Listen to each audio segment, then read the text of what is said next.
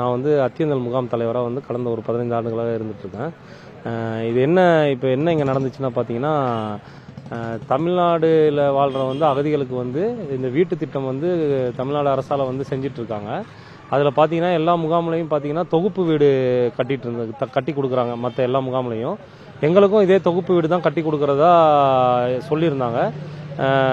என்ன சூழ்நிலை என்னன்னு தெரியல.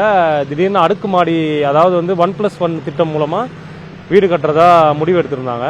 இது வந்து எங்களுக்கு தகவல் தெரிய வந்து நாங்கள் வந்து கலெக்டரேட்டில் சென்று மனு கொடுத்தோம். அதை வந்து பரிசீலனை பண்ணி சொல்கிறேன்னு சொல்லிட்டு எந்த முடிவும் சொல்லாமல் திடீர்னு அடிக்கல் நாட்டுறதுக்காக இதுக்கு முன்னாடியே ஒரு 2 நாளைக்கு முன்னாடி வந்து இங்கே வந்திருந்தார் மினிஸ்டரு.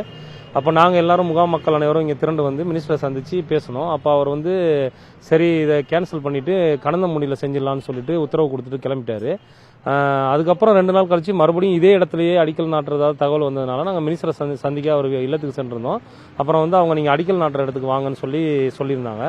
நாங்கள் அடிக்கல் நாட்டுற இடத்துக்கு வந்தோம். வந்த இடத்துல வந்து மினிஸ்டர் வந்து எங்களோட கோரிக்கையை ஏற்று எங்களுக்கு வந்து கணந்தமுடியிலையும் அடியானமலையில் வாழ்ற முகாம் மக்களுக்கு வந்து இந்த கிரிவல பாதையிலையும் வந்து வீடு கட்டுறதுக்கு அனுமதி கொடுத்துருக்காரு. இந்த நேரத்தில் வந்து எங்கள் அத்தியந்தல் முகாம் மக்கள் சார்பாக வந்து அமைச்சர் அவர்களுக்கு வந்து மனமார்ந்த நன்றியை தெரிவித்துக் கொள்கிறோம். மிக்க நன்றி. இல்லை, அது வந்து கடைசி நேரத்தில் சொல்லப்பட்டதா இல்லை எதனால் நீங்கள் வந்து சாலையில் உட்காந்து ஒரு ஆர்ப்பாட்டத்தை வந்து பண்ணீங்க? அது எதுக்கு ஆர்ப்பாட்டம் வந்தோன்னா அவர் வந்து தீர்க்க முடிவு எடுத்துட்டாங்களா இல்லையன்றது வந்து எங்களுக்கு அரசால் எந்த அறிவிப்பும் வராத காரணத்தினால வந்து நாங்கள் வந்து இங்கே வந்து போராட்டத்தில் உட்காரலான்னு முடிவு பண்ணி இங்கே இருந்தோம்.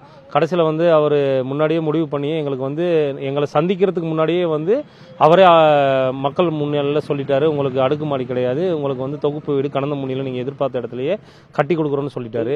என்ன மாதிரி கேட்குறீங்க?